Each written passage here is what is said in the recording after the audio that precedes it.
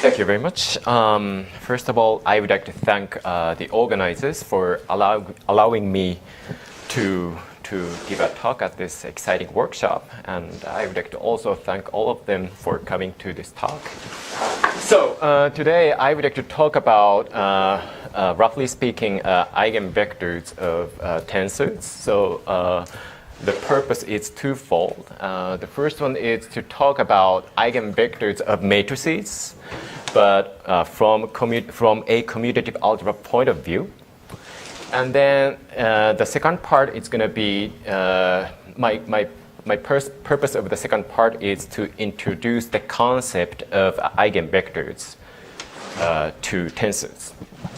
So my plan is to end this talk with a theorem related to eigenvectors of tensors proved by using algebraic geometry by some of the people in this audience.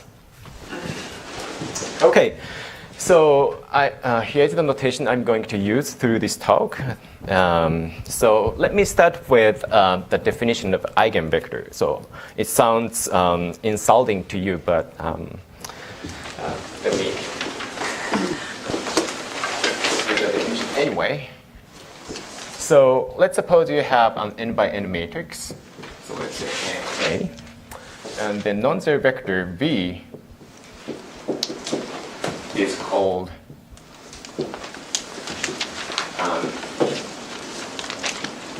eigenvector of this matrix A if there is a constant lambda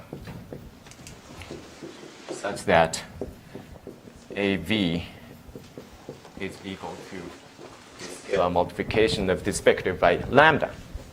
Okay?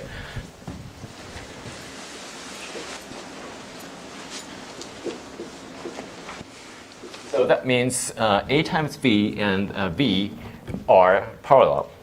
So therefore, we can reinterpret this definition in the following way. So namely,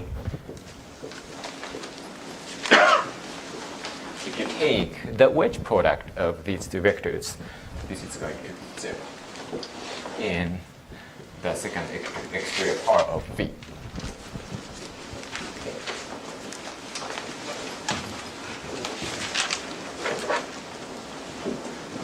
So let me give two remarks.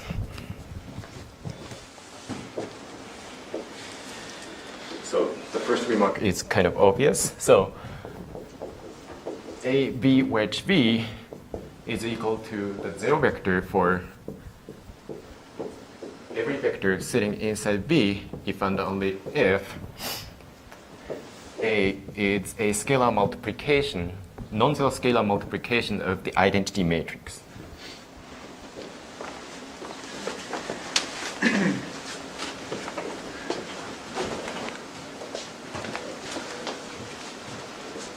The first remark.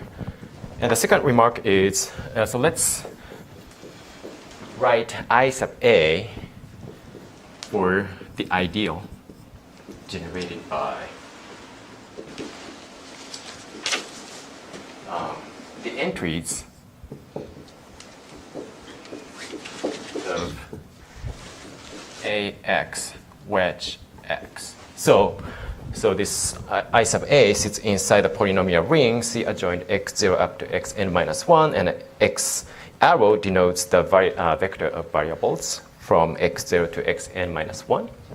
So an I sub A is generated by entries of this guy. So this guy, so if you use a Macaulay 2, you can compute this ideal by typing minors 2 by 2. So this indicates you have to take all the 2 by 2 minors of the following matrix, namely AX. So this is a n by 1 vector, and you concatenate these two vectors side by side and take all the 2 by 2 minors, and those 2 by 2 minors generate this ideal. Okay?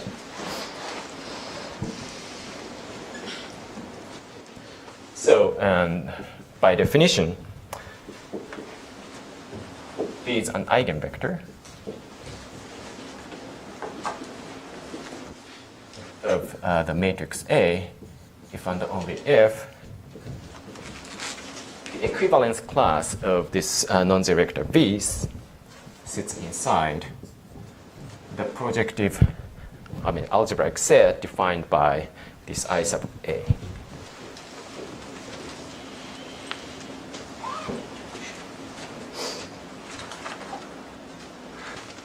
So that means this V of I sub A can be viewed as the union of all possible eigenspaces of the matrix.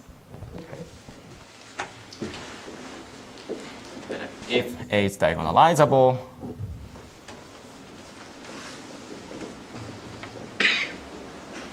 then this ideal A equals the radical of this ideal.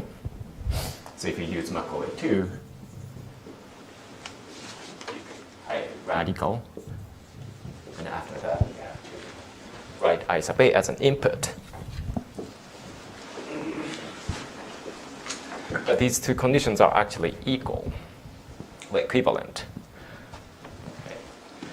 So here's my question, the question I'm interested in.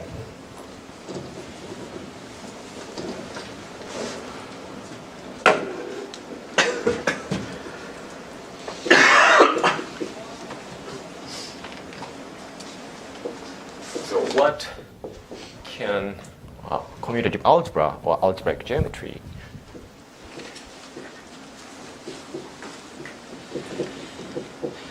tell us about the matrix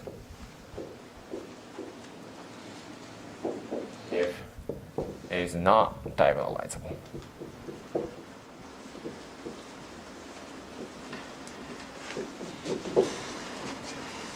So the goal of the first part of this talk is to answer this question. Okay, so let me clarify what I mean by that. So, so I classified a 3x3 matrices in terms of the number of distinct eigenvectors and the number of Jordan blocks. And I think if I did it correctly, you have 1, 2, 3, 4, 5, 6. So these 6 cases. Okay. So this table captures all the possible configurations of eigenvectors. For example, if a 3x3 matrix is diagonalizable, I mean the 3 distinct eigenvector values. Oh, I'm sorry, eigenvalues.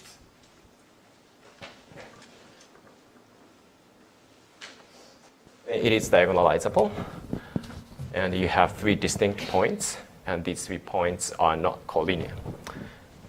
And if a 3x3 matrix has only 2 distinct eigenvalues, and you have 2 cases, one has 3 Jordan blocks, and the other one had 2 Jordan blocks. Okay, so if it has 3 Jordan blocks, that means A is diagonalizable.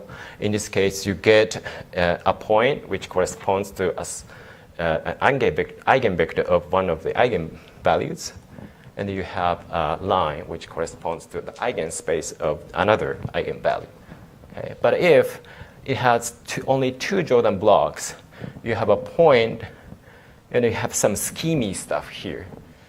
This schemy stuff here actually remembers this comes from a line. So if you only consider the algebraic set corresponding to I sub A, you don't get that information. Okay, so the question is, how can I get this schemy stuff by using commutative algebra? So one way to do it is to compute the primary decomposition of the ideal.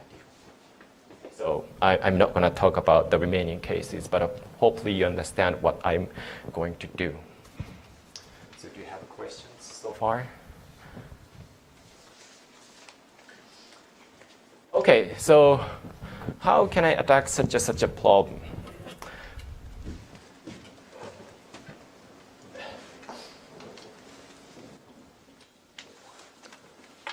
So I sub A is generated by quadratic polynomials.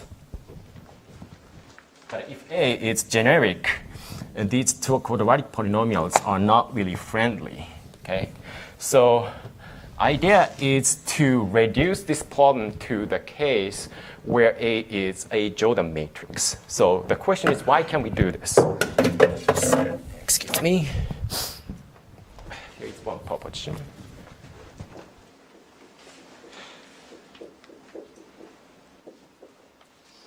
So let's suppose you have two matrices of the same size. Okay. Let's assume they are similar.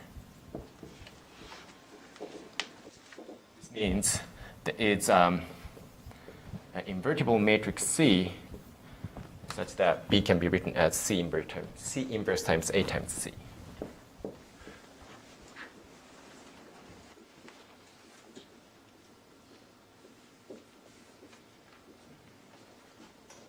So then you can consider two ideals associated with A and B, but they only differ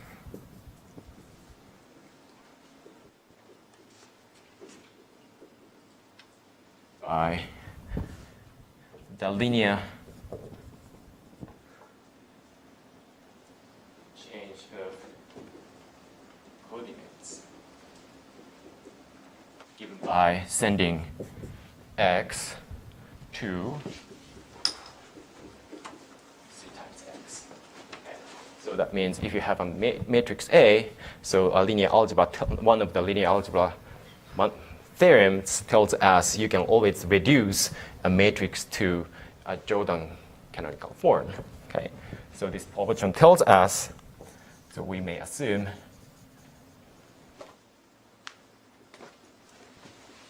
A is a Jordan matrix.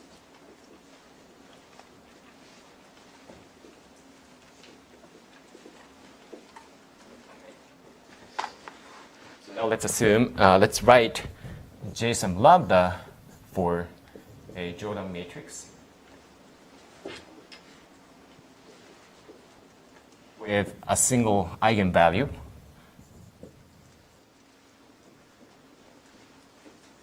Lambda. Okay. Then the next proposition tells us all we have to do is basically to consider the ideal associated with a Jordan matrix with a single variable, a single eigenvalue. So what do I mean by this? So let me write the next proposition.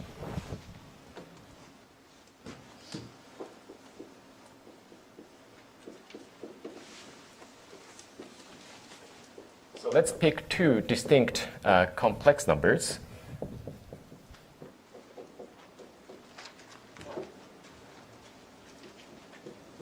Let's consider the corresponding Jordan matrices. So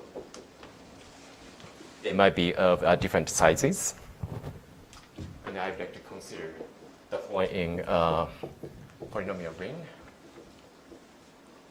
Now, this ring has two sets of different variables.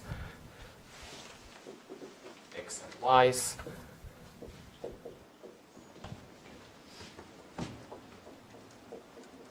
I'm interested in the ideal coming from the direct sum of these two matrices. Sorry, Cm by Cm for J. Oh, thank you. Cm cross Cm. Thank you. So this ideal can be written as the intersection of the following two ideals.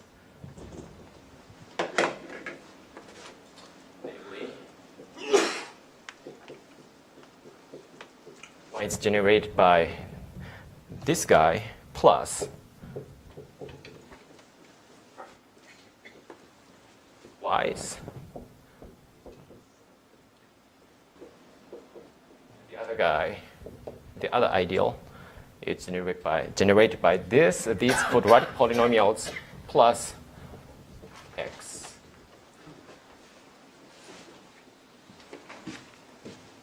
Variable xi's. Okay.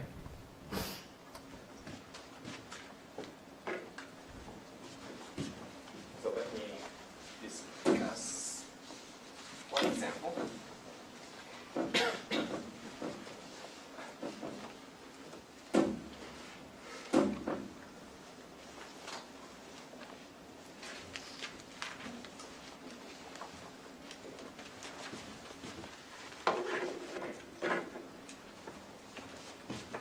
So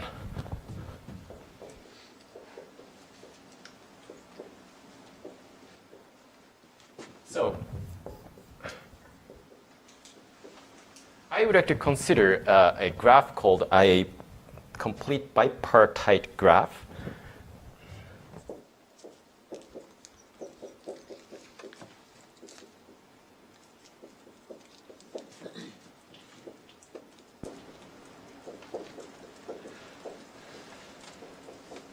So it consists of two sets of vertices, V and W, and the edge set.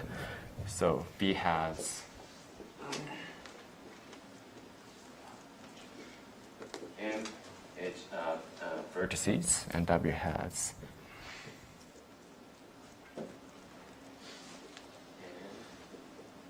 edges. And two vertices are adjacent if and only if.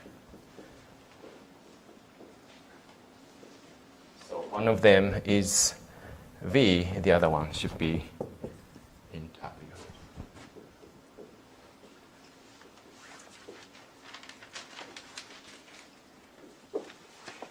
So the easiest one simple example is K23. So you have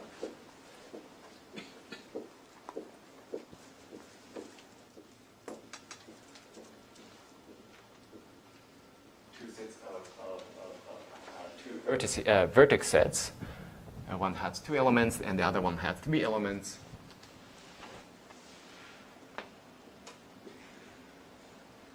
So this is the complete bipartite graph, K to 3. So now what I would like to consider is so-called monomial edge ideal.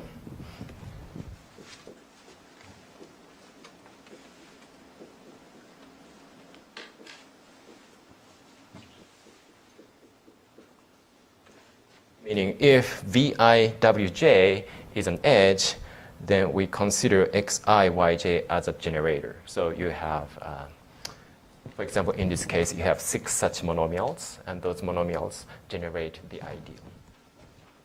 So the question is, what does it have, or what is the relationship between this monomial ideal and the ideal I'm talking about, or associated with a matrix?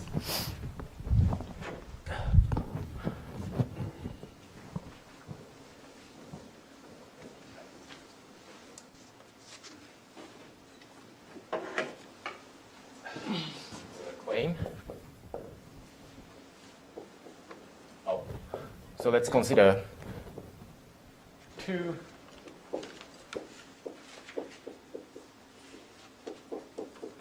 distinct complex numbers, alpha and beta, and A denotes the scalar multiplication of the identity matrix by alpha, and B is the scalar multiplication of the identity matrix by beta. Okay. Then the claim is, so you have this block diagonal matrix A plus B. So this guy is equal to the monomial H ideal of the complete bipartite graph. So this is, the proof is very simple. So if you consider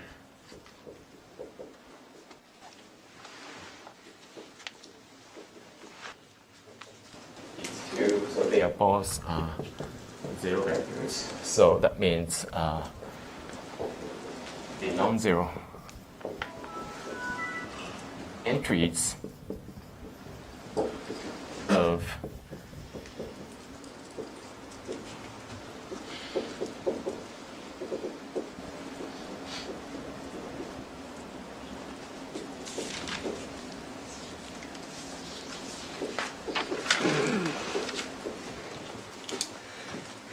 are alpha xi times yj minus beta xi times yj, which turns out to be alpha minus beta xi yj. So our assumption was alpha and beta are distinct complex numbers. So the generators of this guy and the generators of this guy are only differ by constants. So that's why these two ideals are the same. So now I would like to use this proposition to compute a primary decomposition.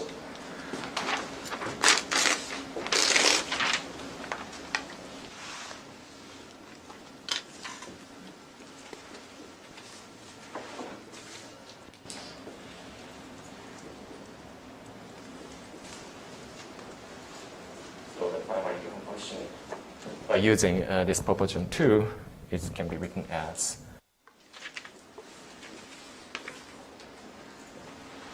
the intersection of this ideal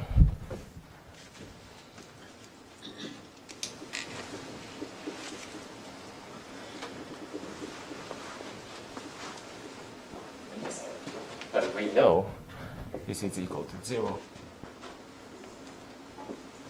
and this is equal to 0, so primary decomposition, actually prime decomposition in this case.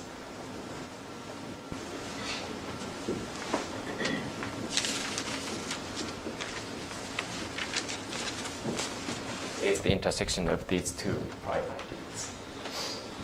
So I think this is a very simple example, but the point is, since you have this proposition, you can decompose the ideal associated with a matrix by induction. So that means this proposition allows us to reduce, or just we can restrict our attention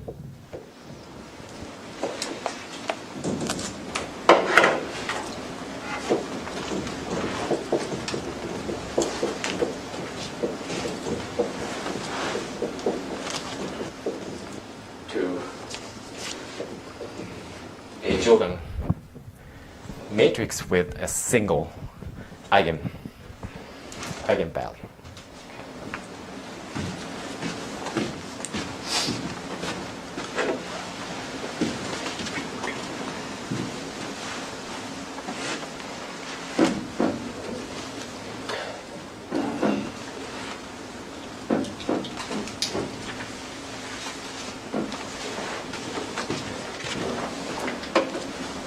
Okay, so now I need some notation. Let's fix a positive integer L, and for each I between 1 and L, I consider the following two sets of non-negative integers or positive integers, AI and RI.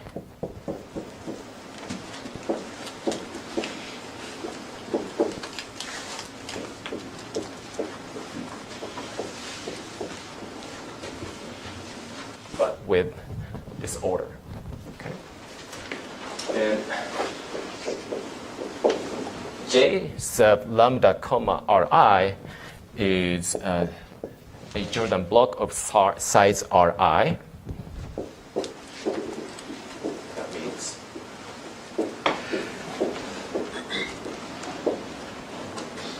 this denotes this matrix. And Ki times J lambda comma Ri is just a direct sum of Ki copies of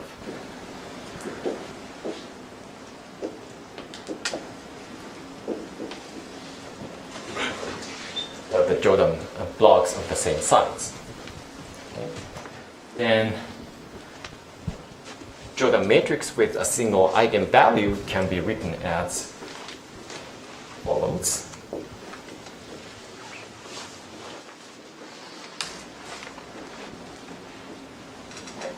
So every Jordan matrix with a single eigenvalue can be written as this after permutations of Jordan blocks.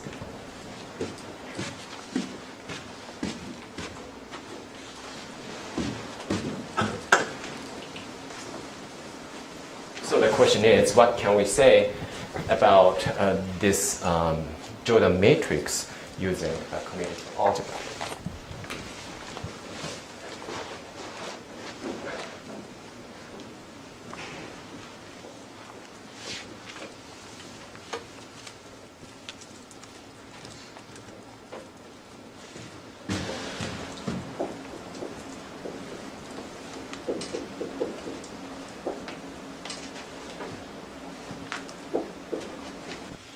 Okay, so now for each j between 1 and L,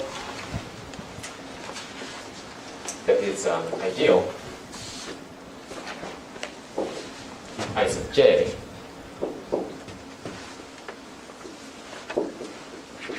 of some variables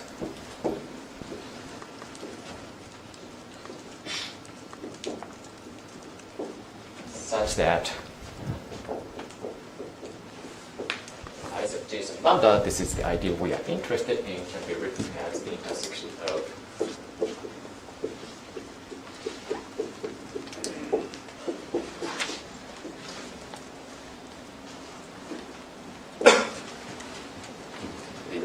these ideals, and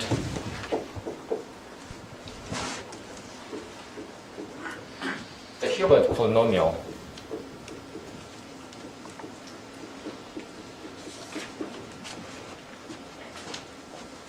of this quotient ring is Ri times t plus k1 plus all the way up to kj minus 1 choose. Okay, so if you use Macaulay 2 notation,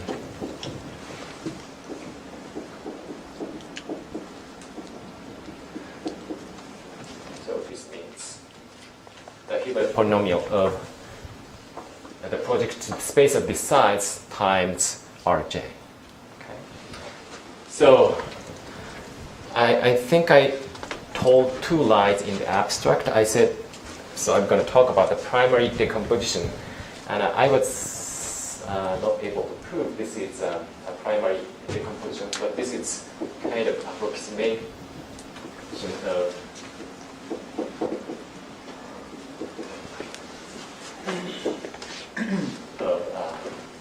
of primary decomposition.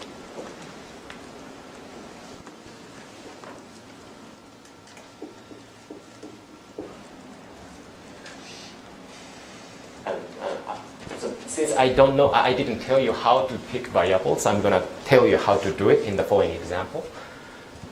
So more precisely, each ideal is so-called a cellular ideal. So this is a cellular decomposition.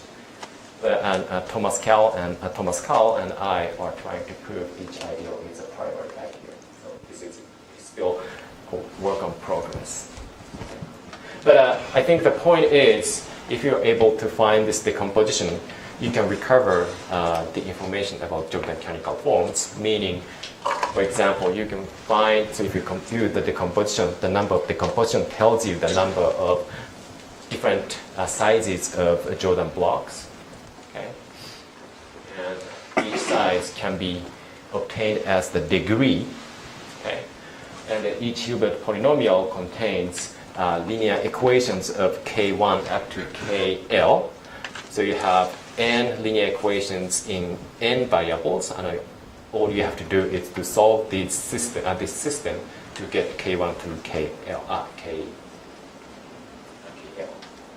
So you can recover all the information about Jordan structure by computing Hilbert polynomial and this decomposition. Sorry, did you say what L is with respect to? L is the number of different sizes of Jordan blocks. Oh, I see. With the eigenvalue. So let me clarify. So in order to state this decomposition, I have to prepare more notations that complicates the talk. So I'm going to just give you an example and tell you how you can pick variables to find this decomposition. So did I understand right that the missing part is sort of to prove that if you just have one block, then it's primary? No, each ideal appearing in this decomposition is a primary ideal. That's your assertion. That's that's what I hope. And Macaulay too actually tells us this is probably the case. And I was kind of amazed that if you run this, if you compute the primary ideal by using Macaulay too, you get the same decomposition. So there must be some good reason why. Because typically primary decomposition algorithm doesn't necessarily decompose the ideal by binomial ideals. Right? So, But now if you start with just a single block, yeah, not multiple as you have there, like this. yeah, Yeah, then you have just one Yes. element in your intersection, right? yeah, And you would like to claim that that's primary. yeah, that's And you know more about that element other than the other column that seems to be interesting. this one. Or What you know about that ideal? so You know it's free resolution? I don't know. This is something I have. Can you guess? No? I don't know. It's good to know whether or not the free resolution also encodes the same kind of information, and I think I believe I guess it does. Yeah, I also computed the radical of each ideal appearing in this decomposition. It's just a linear subspace. So you will see in the following example what I meant by that.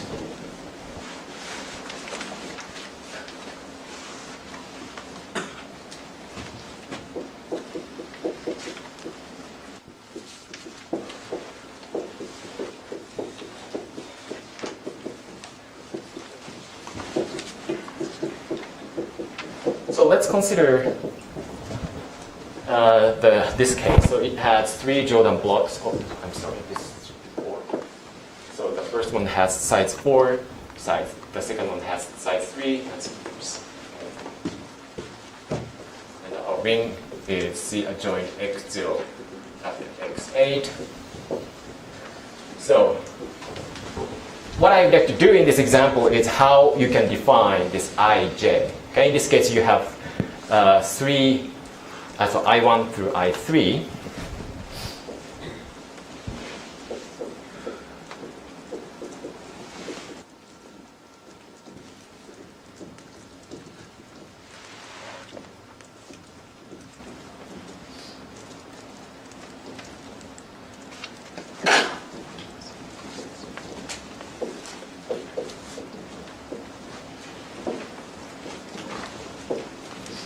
So for I1, all you have to do is pick these variables. And the second one, you have to pick this and these two. And the third one, you have to pick x2 and x3 and x. Okay, so what I meant is I1 consists of x4 through x8. And I2 consists of x3 and x7 and x8, and I3 consists of x2 and x3 and x6. So I think you can see the pattern, how to pick the variables.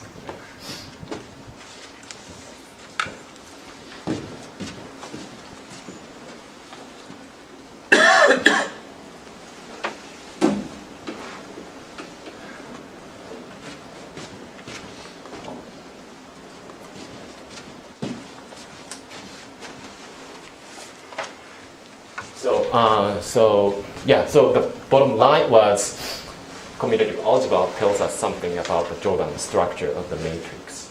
Right? So this is the message I wanted to send to you. I'm sorry, I'm not sure if I see the pattern. Yeah. Oh, I'm sorry. I have to agree. Oh, I'm sorry. Obviously, if there's a pattern, it's like there is. So for the first one, so the first variables correspond to the first Jordan block, and then this block corresponds to this guy, and this block corresponds to this guy. So first one, you only consider, you get rid of the variables corresponding to this guy, okay?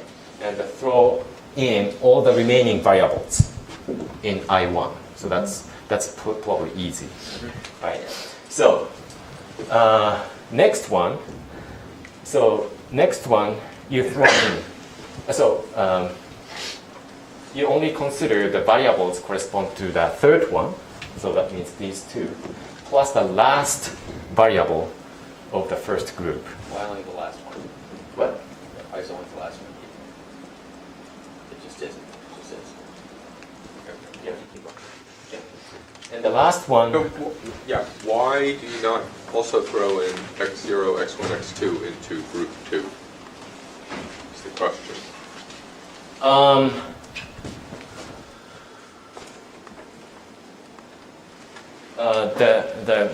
The short answer is it doesn't give me the ideal I want. How did you know that x3 would give you the ideal you want, but not the other one? I asked my colleague too. So that means I computed a bunch of examples and I realized that's a pattern. There is no good reason. That means that I don't know how I can explain why this is the pattern I have to use. This is based on the Macaulay 2 based analysis. And yeah, so each time you increase the number of variables here, the next time, for example, you have and so forth. So hopefully, anyway, so I'm gonna, if you're interested in, I'm gonna talk about this after the talk. I'm sorry, I thought this might tell you the pattern. Is there a chance that a different pattern would give you the same minimal primes but different primary ideals associated? Indeed. I think so, but All the primes minimal. yes. No. What do you mean by that? So I mean, for are they each, embedded prime ideals or not? for each ideal,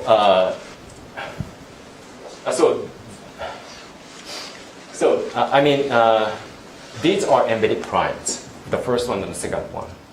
So this is the largest one. So if you compute the prime decomposition, only appear is the radical of the last one. So the first two are embedded primes, corresponding to embedded primes. Okay, I'm sure you have some questions. I understand you have some questions, but I would like to clarify those questions after the talk. And may I move to the second part?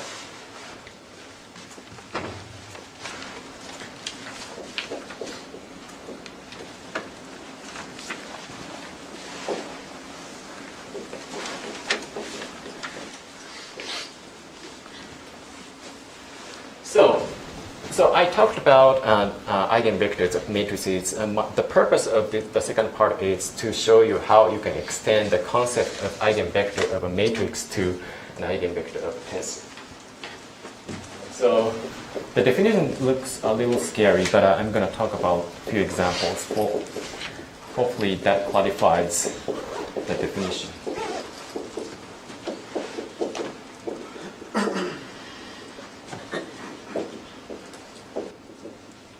Consider an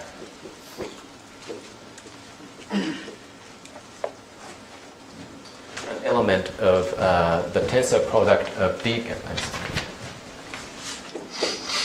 copies of v. So this denotes v O times v times v times. Therefore, each I naught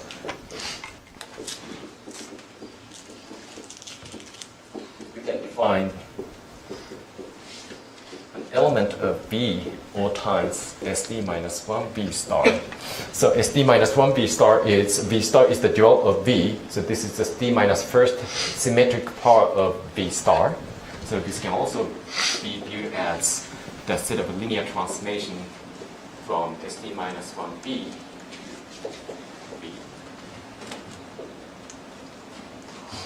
So I'm going to define this element as follows.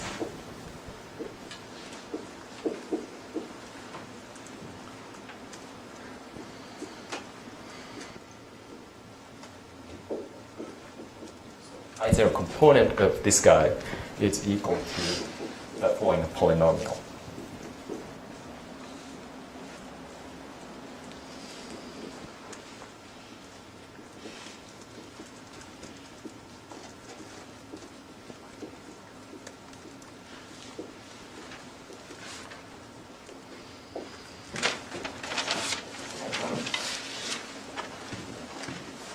So if d is equal to 2, it's just a linear form.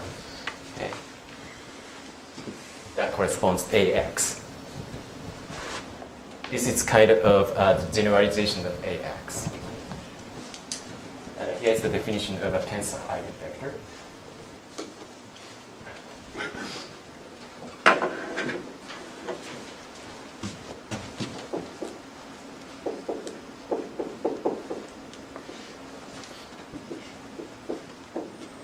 This definition is due to Lee.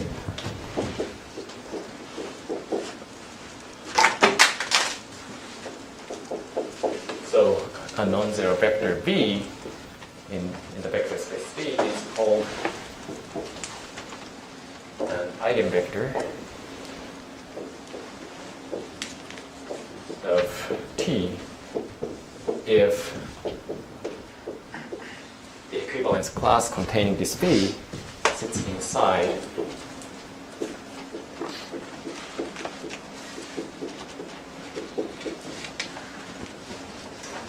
this algebraic set.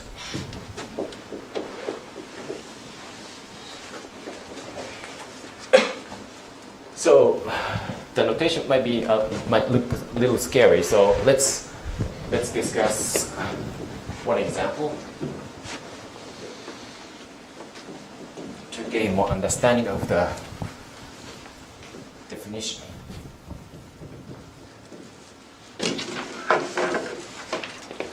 So in this example, V denotes C2, and I will consider the point 2 by 2 by 2 tensor. Okay, so first term is E0, O times E0, O times E0, plus square root of -1 times E0, O times E0, O times E1, plus E1, O times E1, O times E0, plus square root of -1 times E1, O times E1, O times. So now what I would like to do is to find an eigenvectors of this tensor. Okay. But to do so, I'd like to rewrite this expression the following way. So this can be written as E0 O times E0 O times E0 plus square root of -1 times E0 O times E1 plus E1 O times E1 O times E0 plus square root of -1 times E1 O times E1. So what this definition tells us is the first component corresponds to this guy, and all you have to do is replace xi with ei by xi. Okay? So that means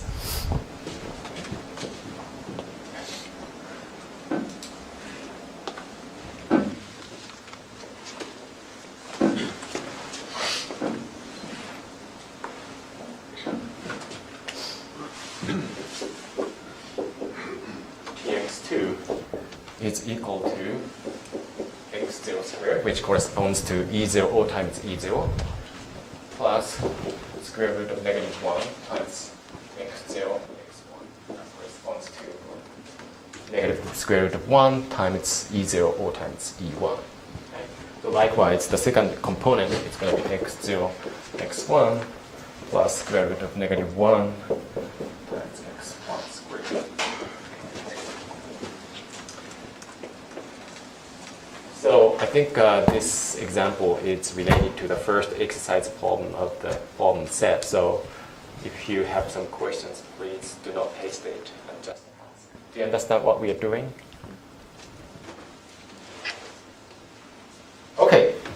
So now, the next thing I would like to do is to find out what the eigenvectors are. So all we have to do is the same as the matrix case. That means take the wedge product of this vector and the vector of variables. But so you can basically make a 2 by 2 matrix and then compute the determinant. But this can be written as x0 plus square root of negative 1x 1 times x0 and x1. So if you take the wedge product of this guy and the vector of variables, what do you get? So which means every non-zero vector is an eigenvector.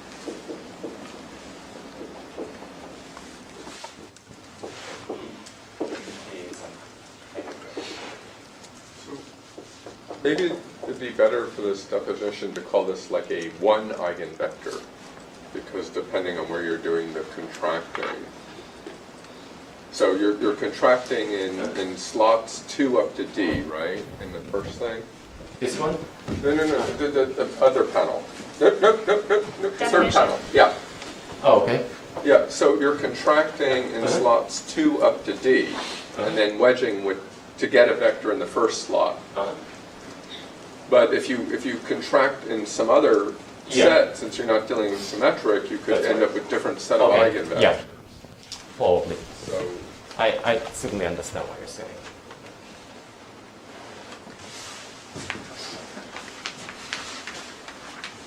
Okay.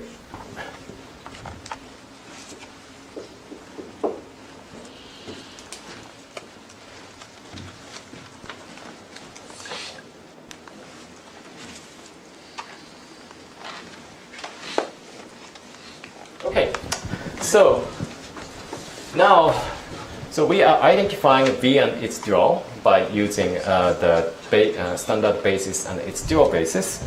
Okay, so that means using that identification, you can also define an eigenvector of a homogeneous polynomial.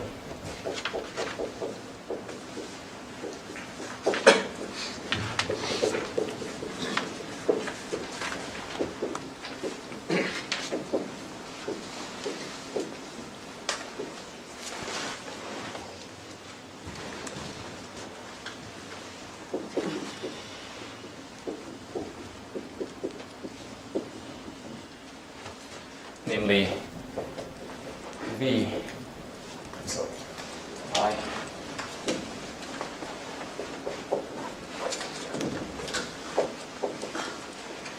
A vector, non-zero vector V is said to be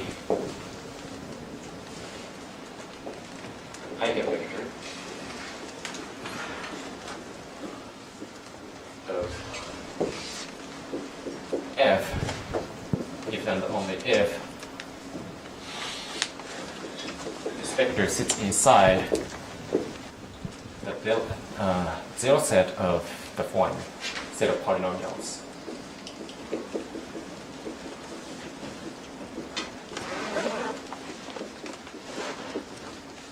So this nabla F is just a gradient.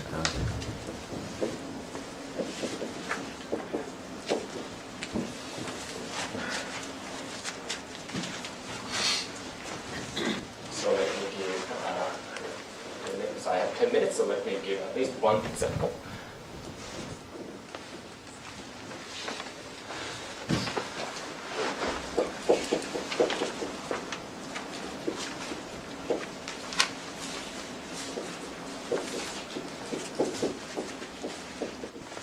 I would have to consider a ternary form. So f of x is equal to, let's say, x0 cubed plus x1 cubed. And I would like to compute the eigenvectors of this form. Okay. So in order to do so, the first step is to compute the gradient of this polynomial. In this case, the first component is going to be 3x0 squared, and the second component is 3x1 squared, and the last one is 0. Okay. And the next step is to take the wedge product of this vector and the vector of variables. Okay, so that means you have a 3 by 2 matrix, and you have to consider all possible 2 by 2 minus. In this case, you have 3 such 2 by 2 minus, and each minus gives you a cubic. Okay, so the first one is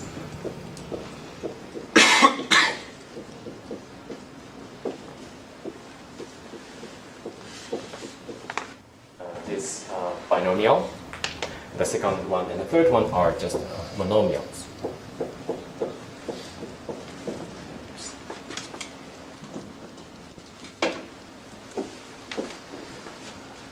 Okay, so now I would like to find out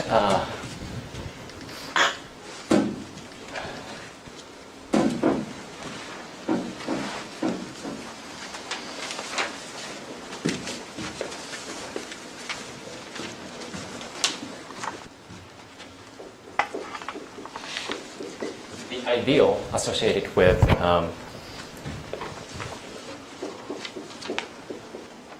this cubic form. And so compute a 2 by 2 minors, and then ask Macaulay to compute a primary decomposition.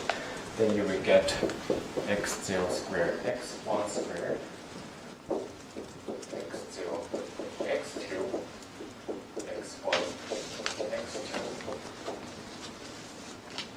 The last one is x0 minus x1, x2. So let me label these ideals. So this is the primary decomposition.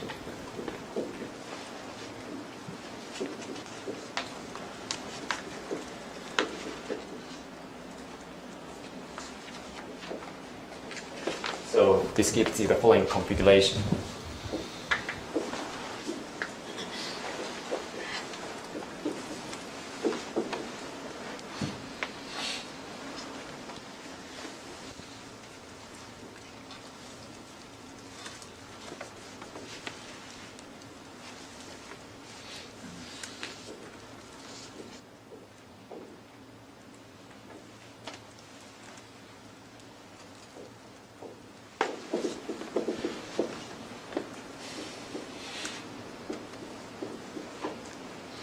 So you have 4 points, but this point has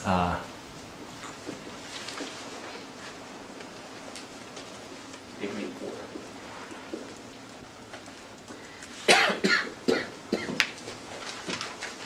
So that means if you compute the prime decomposition, you get 4 points, but if you compute the primary decomposition, you get 3 distinct points, but they are called linear.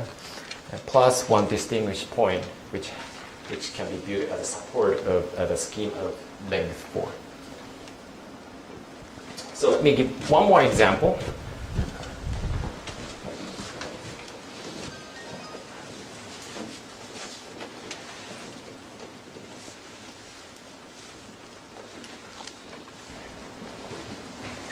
First one, the second one.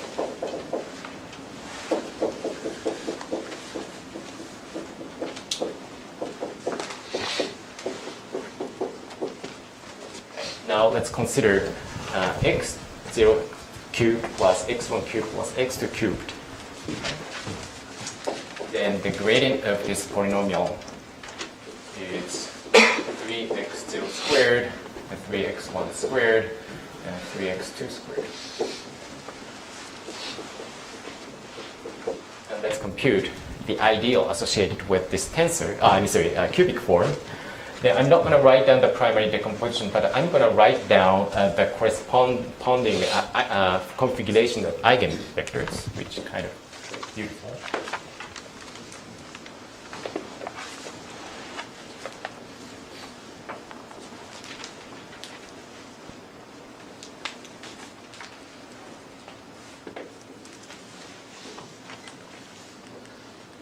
So you have altogether 7 points, and the 7 points form the configuration of these points.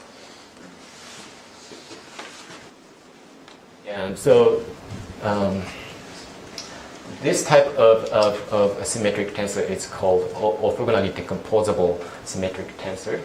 And so Elena Lobeba studied all possible orthogonally decomposable tensors, and she found out all the possible configurations of eigenvectors of such a tensor. So let me ask one question, and I would like to state one theorem, and I would like to finish the talk.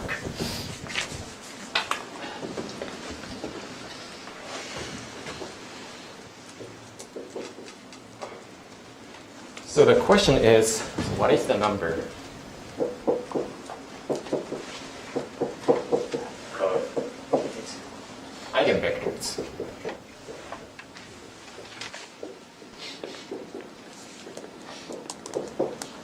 of a tensor, provided that a tensor has a finitely many eigenvectors? Okay. So for example, we consider two cases. One was this one, the other one was x0 squared plus x1, x0 cubed plus x1 cubed, and counted with multiplicity. So both are cubic forms, and counted with multiplicities, both have 7 eigenvectors. Okay, so numbers of eigenvectors are invariant under the degree of the polynomial, for example. So Is that an assertion or a question? sorry, That's an assertion or a question? this one. No, the eigenvalues isn't very good. Yeah, this is a theorem I'm going to tell you.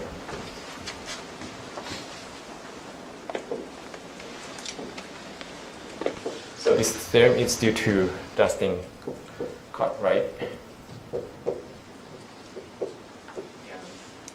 And true false. But also due to Luke Olding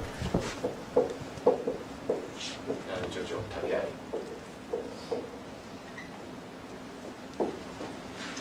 So if the tensor T has many eigenvectors,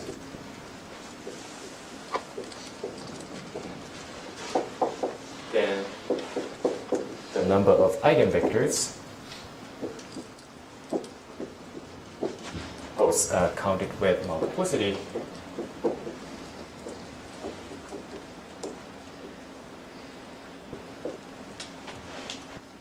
so here I'm assuming D is bigger than 3, is D minus 1 to the nth power minus 1 divided by D minus 2. Okay? Especially if D is equal to 3, it is going to be D squared minus D plus 1. So if D is equal, n is equal to 2. N is equal to 2, it's going to be D squared minus D plus 1. So if D is equal to 3, so 9 minus 3 plus 1, which is 7. So that is exactly what examples suggest. So, so the theorem was proven by these people, and that they use different tools from algebraic geometry. And my point is, algebraic geometry or commutative algebra can solve some of the problems in multi-linear algebra, especially related to tensor eigenvectors. So thank you very much.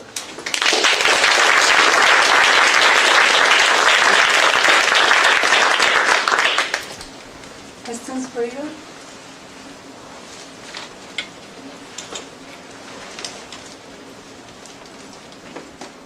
Is there any sort of analog of Jordan block? Is this the analog of Jordan block form for tensor?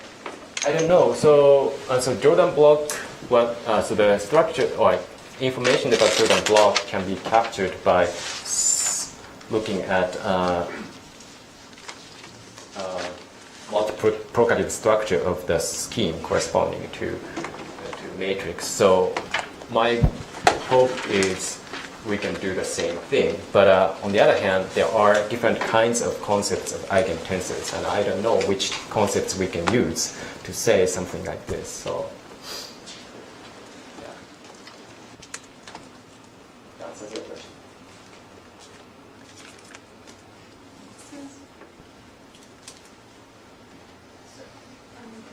Alright, so the second example you guys.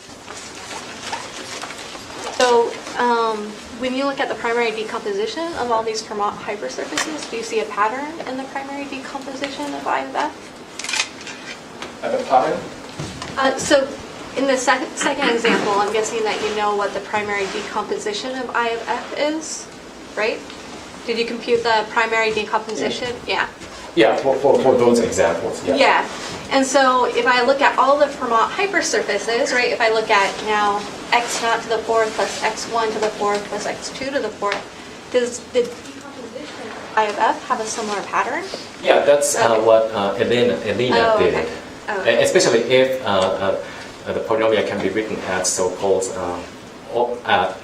ultimately decomposable symmetric tensor, then the primary decomposition is no. Oh, okay. But the other cases, you can say something about the primary decomposition if the rank of the polynomial is very small, like 1 or 2. But yeah, it's a wide open question. But 1 and 2 is completely characterized? Or? Yeah, it's very, yeah. Okay. So for example, 2, you always get this kind of configuration. Oh, okay.